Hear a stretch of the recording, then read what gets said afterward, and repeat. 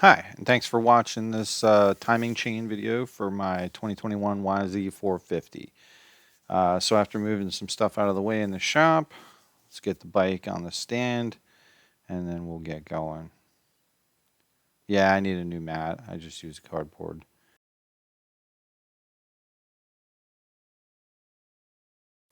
These are pretty cool stands too. I got this one from Amazon for 99 bucks. So what's really cool about this stand is that once you get it up on the stand, you can still wheel it around the shop. That's a nice feature. All right, so now that we got the Yamaha up on the stand, let's get the plastics off and the gas tank.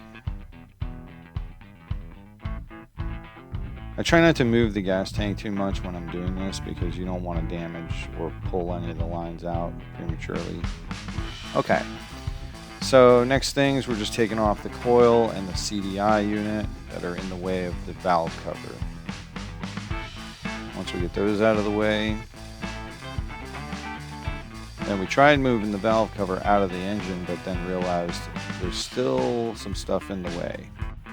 So basically at this point we just take the stator cover off, put the engine in top dead center, and then we use our Tusk flywheel remover to remove the flywheel.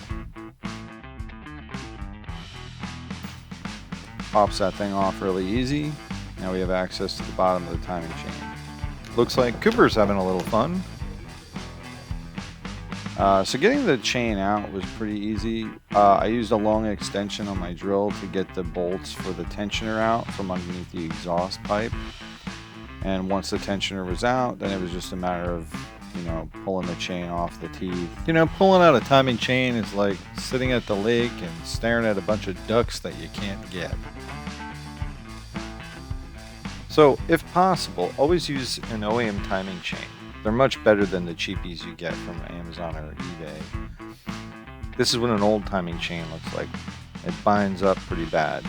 So what happens and what makes them bind up is as the links wear into the pins, you see these grooves get created, and then where the red is where it starts to bind.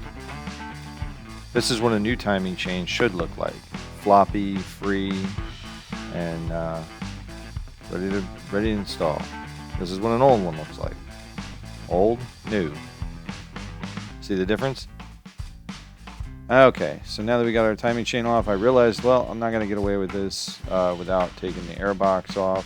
And there's a little kind of a rubber thing. You can see it on the right side there under my wrist, and that holds the gas tank. So I had to take the left side one off in order to get the valve cover off.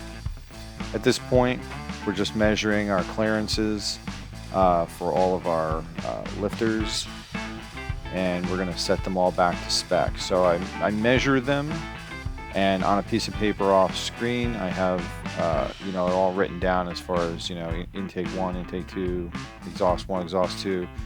Measure each one. If the gap is out of spec, then you do a little bit of math to figure out what shim you need to change. First you have to measure the shim that's in there though. But the cams looked really good, so we took them out. Bearings are rolling nice, cams were looking great. Now we pull our lifters out with a magnet. Eventually. There we go. And so the lifters are coming out, and we measure each one. We keep them in order so that they go back in the same place that they came out of, because they wear to that hole, so you want to make sure that they go back in the same hole. And then we put new shims in, after doing the calculation of determining what size shim we need. And we put the caps back on, and then we tighten up the bolts. And now we're ready to put our cam chain in. So we put our timing chain in, get our holes and marks lined up the way we should. Now the marks line up. This isn't a tutorial on how to do a timing chain. This is just a video to demonstrate that the timing chain was just done on this Yamaha. So I do have another video that I'll link at the end. when I post that video, and it was basically the same thing. I actually demonstrated how to do a timing chain on a Kawasaki KX450F, and that will get a little bit more into the nitty-gritty of you know, how to get the cams timed right and all of that. And I'm doing it on the engine stand, so it's a little bit better view. This, after we get it all together, is exactly why you turn the engine slowly all the way around by hand. You can see it stopped right there. And what had happened was there's two timing marks on the intake cam. I lined up the wrong timing mark with the cam cap. And so if you look at the two camshafts right here, they're almost in the same position, right?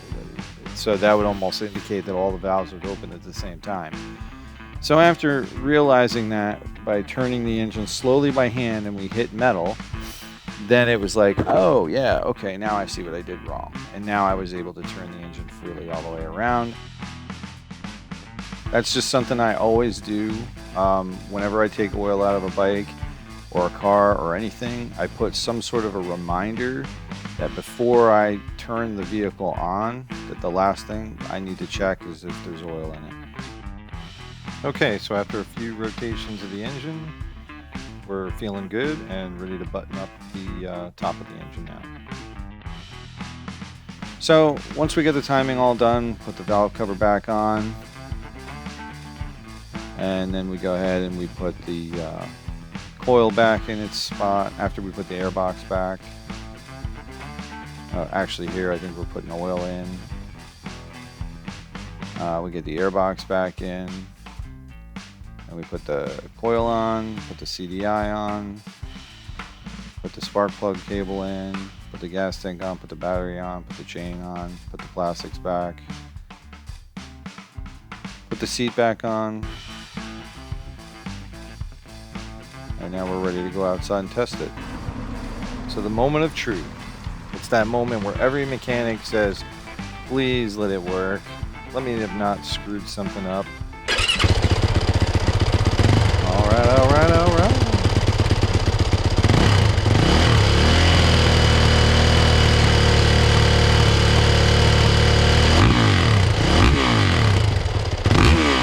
Yeah, that's what I like to hear. Listen to those revs.